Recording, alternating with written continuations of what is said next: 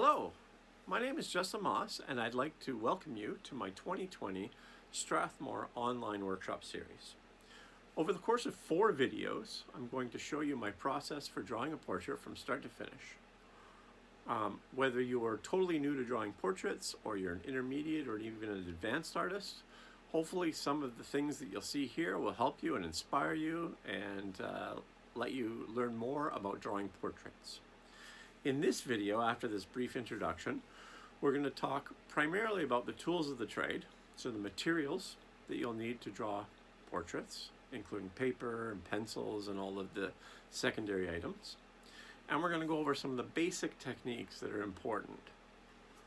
In video 2, we're going to talk about a couple of different things, but specifically the main block-in of the drawing. So how do we get our portrait roughed out in a block-in stage on the page? I'm going to go through the different methods you can use, including explaining my own Maas method that I've developed for my students over the years.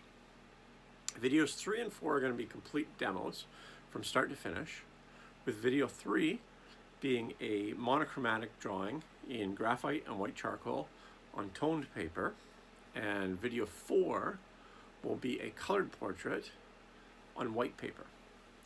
Along the way, I'm going to try my best to give you tips and tricks and things that I've learned over my years of drawing, and hopefully, regardless of your level of expertise and experience, you'll find some things that are interesting and fun. So let's go over to the drawing board now, and I can start off by explaining the materials that you're going to need, and I'll see you on the flip side. So now we're at my drawing board, and we're going to start talking about the materials that we're going to use in this series, as well as creating portraits in general. So we're going to start off with the paper. That's a great place to start. In these videos, I'm going to use various different types of papers, but all of them will be Strathmore. Strathmore has a huge range of papers. You'll notice that on all of their papers, there's a series listed. It goes from 100 to 500, 100 being the sort of the lowest end of the spectrum, to 500 being their, absolute professional paper. It doesn't mean that the 400 or 300 or the 200 or the 100 are inferior. It just means that they're slightly different standards. The 100 tends to be more for youth or children. The 200 series is good for very sort of quick sketches. Then I think the Vision, which is actually not a numbered series, but it's kind of in the middle there. Then the 300 series is their kind of middle of the road paper. So this is a Bristol. It's a white paper, really nice smooth surface. We're going to use this for at least one of the demos in the next couple of videos. Then the 400 series is actually the paper that I use the most for my sketches, which is the toned series. So they make a tone tan and a tone gray. And it's 400 series. This is 11 by 14. They make them in all different sizes.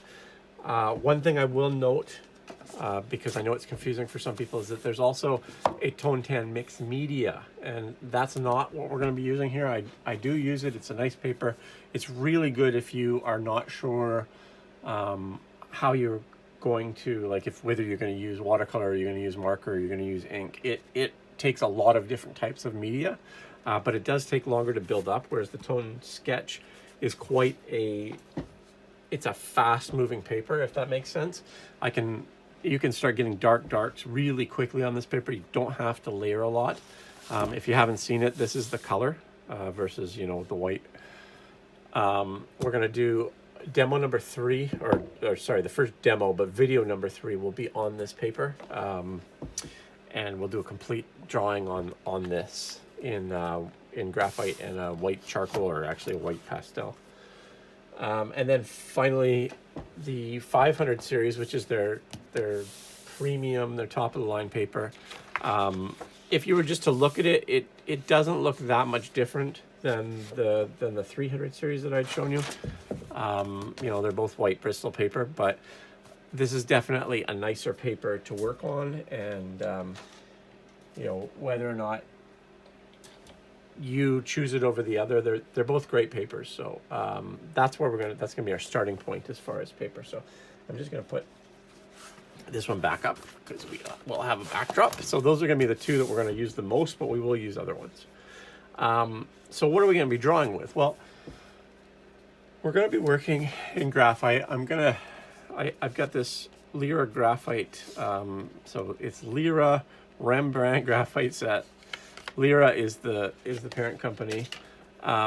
This one has a lot of nice pencils in it. We're going to use this as kind of our base for the demos. You could use any graphite. I chose to pick a set to work from just because I know it's easier for people to follow along. So within this set, you have just about everything you're going to need. The pencils, the F, which you can use, it's quite a light pencil, HB, B, and 4B. I probably will do most of my drawing with the HB or the B and the 4B. There's also these Aquarelle, which are water-soluble pencils in an HB, 4B, and an 8B. And then there's a couple of graphite sticks, a pencil sharpener, and an eraser. So it's a good overall set. This will give us kind of our basic graphite that we're going to use in this demo, or in these demos. The other thing, there's a couple of other sets that they make that you might be interested in. I'll just go through them briefly. We'll use them maybe a little bit in one of the demos. I'm not entirely sure. We definitely will use parts of these. Namely, this pencil sharpener, which is a little different than a standard pencil sharpener. It's just the angle that the blade's at. And that makes it very useful for this guy, which is a white charcoal. Or sorry, white pastel is what Lyra calls them. So there, a little history on white charcoal. There is no such thing as white charcoal. There are companies that make a pencil called a white charcoal pencil, but it is not that. It is made out of clay and other binders. It's essentially a white pastel. So that's what we're going to use for these. When I do my drawing on the toned, I'm going to use this Rembrandt Lyra white pastel. Okay. Within this set, there's other things. There's a carbon pencil and a carbon pencil and a charcoal pencil and a couple of like sanguine and sepia sketching pencils. We may or may not use those, but we will probably touch on the. I'll touch on the carbon and the charcoal pencil a little bit. So one of the sort of tricks or difficulties when we work with different kinds of pencils is they don't always go together. You'll notice, and I'll explain in the videos, the white pastel and the graphite have a tenuous relationship. It's not the greatest. They can interact together, but when you start to mix them, it becomes a problem. So the same with the charcoal and the carbon. When you work with graphite, there are ways that you can use it, and I'll try to explain those. It's useful to have them, but don't expect to use them a lot. Primarily, they're going to be graphite drawings. So also in here is a kneaded eraser, and we'll definitely be using that. That's my eraser of choice. And there's a vine charcoal and a couple of other sticks. So this is a nice little set. As I said, this one's called the sketching set. All right, and then the third sort of drawing set is called Art Specials. So this has a little bit of everything in it. I like the fact that they all have a quality test number. So obviously these things have been inspected, and I've never had a problem with this brand of pencil. It's quite a nice one.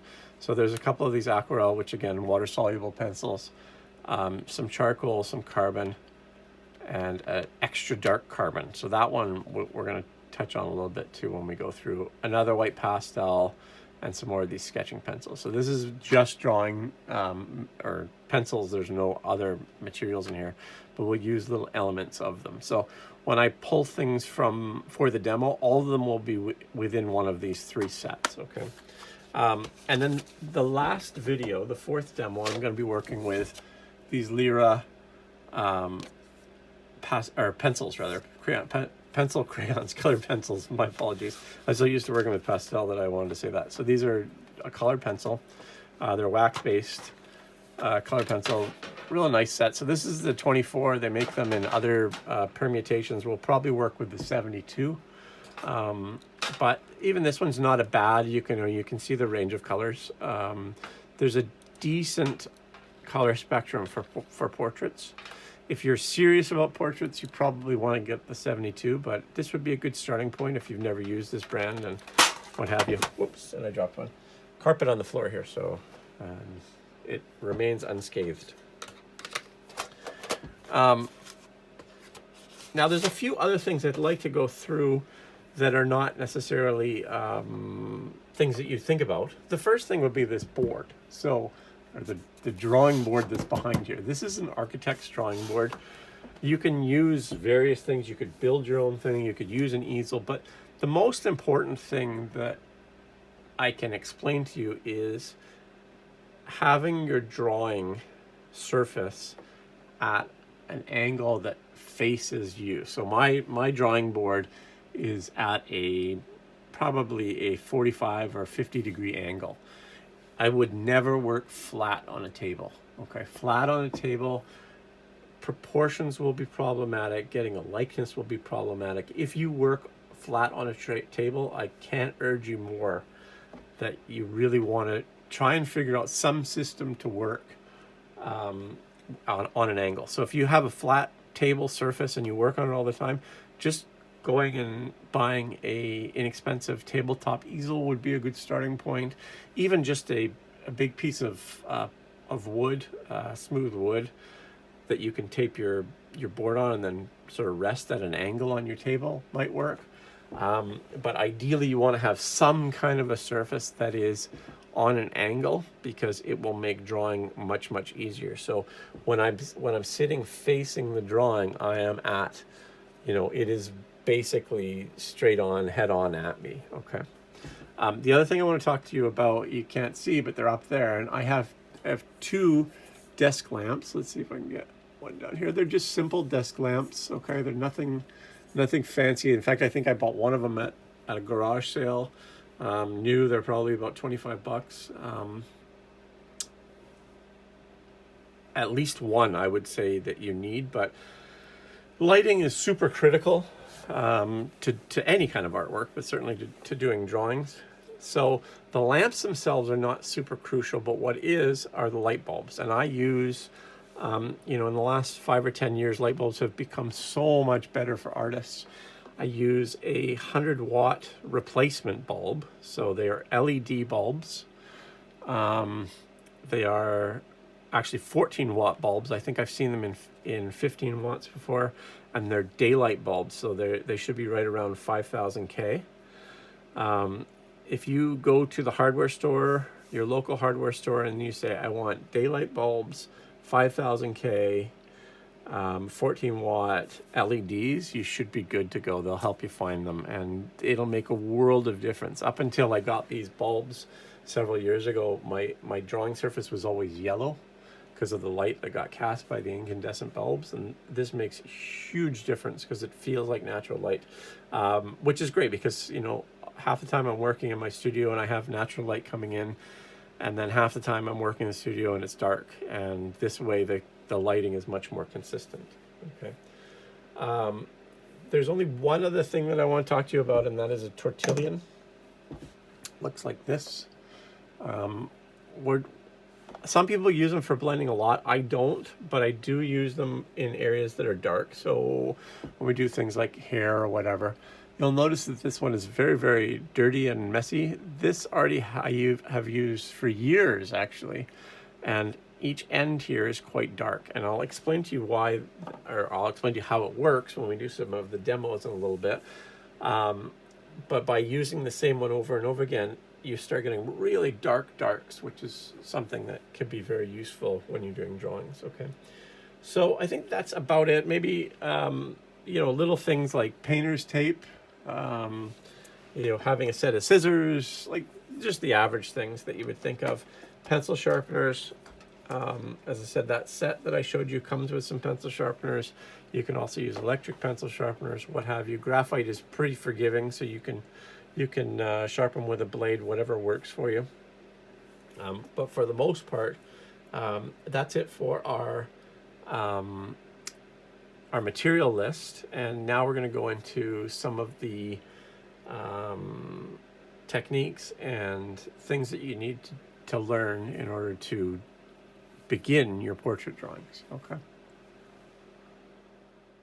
Okay, so there's a few things or techniques that I want to go over before we get into any real drawing. And we're going to start off with this Strathmore Series 300 Bristol. And I'm just going to cover a few sort of key things that I think that you need to know before we get too far into the drawing stage. So the first thing I want to talk about is the different types of pencils. So I explained to you that there was graphite, okay, which is what this one is. This is an H, or this is a B, just straight graphite pencil. This is like what you used in school. Chances are you used a number 2 if you're in the States, or an HB if you're in Canada or other parts of the world. This is a B.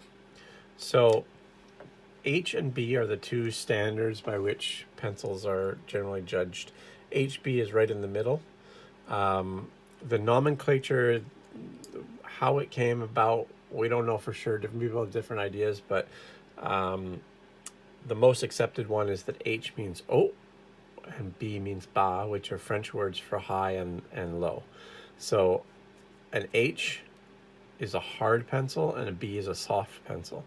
The larger the number that goes in front of the H, the harder the pencil is, and the larger the number that goes in front of the B, the softer the pencil is. So this is a 4B, this is a B. So because this is a larger number B, this should be a softer pencil. And using the same amount of pressure, you can see that it's a fair bit darker than that, okay?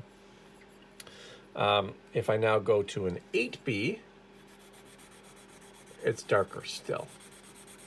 Now, you might say, well, but if I use a B and I'm just going to draw, and now I'm adding more pressure, and now I'm adding more pressure, you can see that I get a big range out of it, right? So why don't I just use that one pencil? Well, there's a couple of reasons. First of all, if we decide we want to erase this,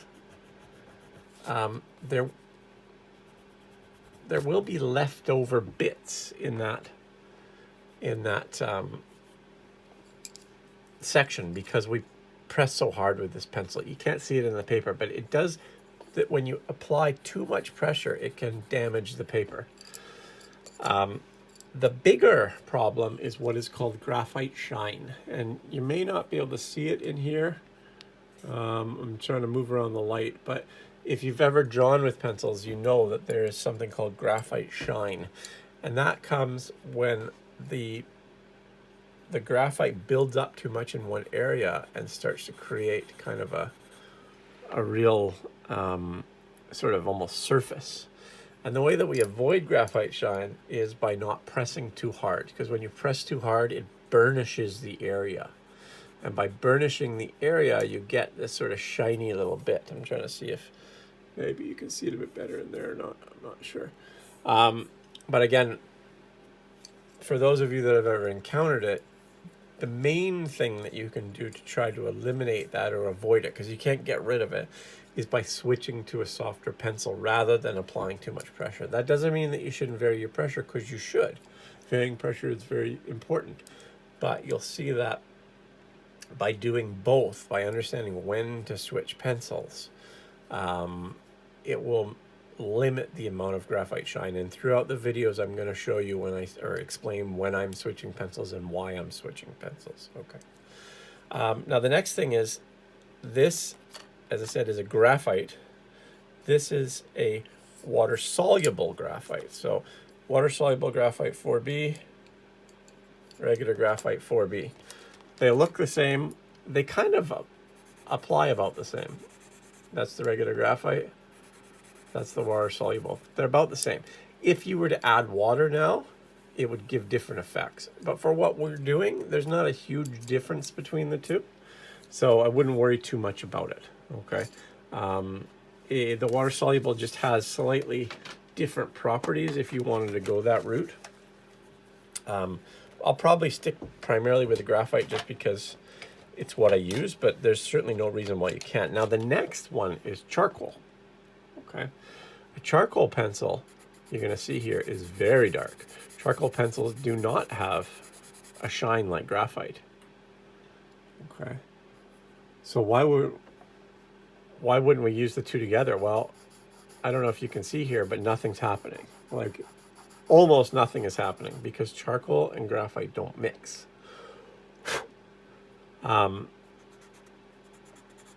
The advantage that graphite has over charcoal is that you can get much, much finer points. So you can get a lot more detail in graphite. But if you work larger with charcoal, then you eliminate that problem. It's just something to consider. Now, the white charcoal, white pastel is what they call it. White charcoal, as I mentioned earlier, is sort of it's a misnomer. It's not real. It's not actually something that's happened that is available. Like you can't make charcoal white, but it's called white charcoal or white pastel because it does mix together fairly well with charcoal. It works together. Now the white pastel here, you can see, does the same thing with the graphite. It doesn't go over top. Now I'm working on white here. Let's just grab a little mixed media here. If I go like this with the white charcoal, or the white pastel, sorry, I'm gonna have to keep reminding myself, I can go over it with graphite. Okay, and if I go, it doesn't go over. Okay, so that's one of the things that you have to consider if you want to work on a tone paper and you want to use the two together. You're going to have to make conscious decisions of where you're going to put the white down and how that graphite's going to interact with it. Okay, now the nice thing about all of these papers is that they do erase well. And one thing that I didn't mention in the materials is an electric eraser. Okay, this works great. These are relatively inexpensive. I'll be using that over the course of the videos, and click erasers, which also work great. These just give you a little bit more of a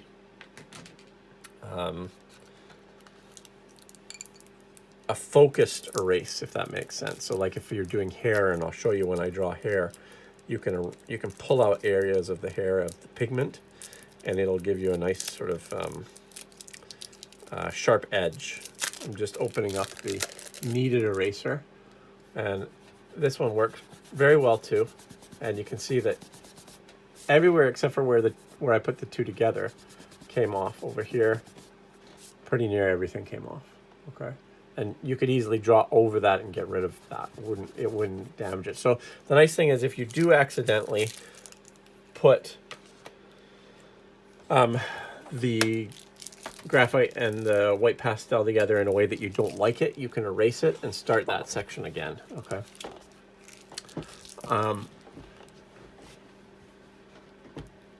I also want to just talk about one thing, which is blending. That's something that people talk about all the time, and they ask me all the time about blending, and I want to show you one of the big mistakes that people make. Let's just make a box, let's say.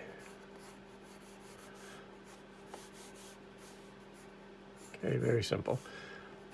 Now, let's say we want to add some shadow to this. Okay, what a lot of people do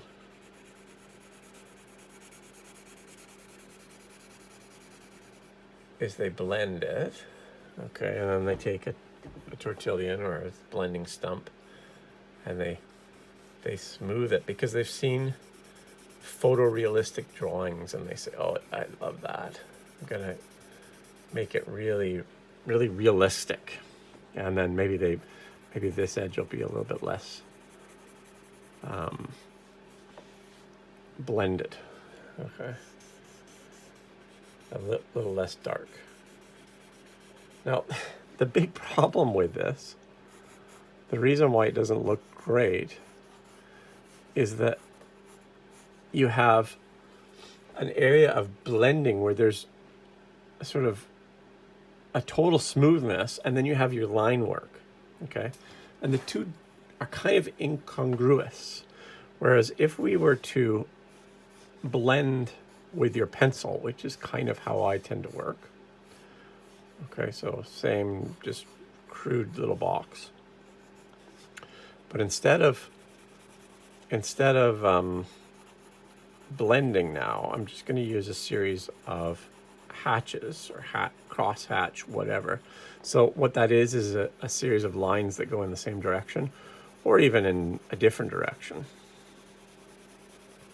Okay, and obviously this is a very simple, this is a 4B. I'm just going to switch to the B now just because then I don't have to worry about changing my pressure.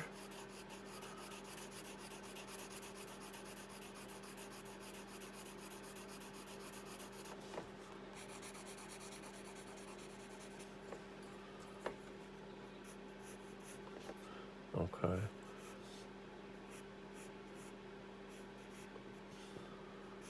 Now it's nothing magical in terms of what I've drawn. It's just a box. But the point is, you can see how by just using lines, okay, this box looks a lot better than that box. We can erase lines if we want to, because the lines make sense with one another. Okay, so the blending, if you like, is all done with hatching. And if I really wanted to, and I wanted to make this more sort of realistic or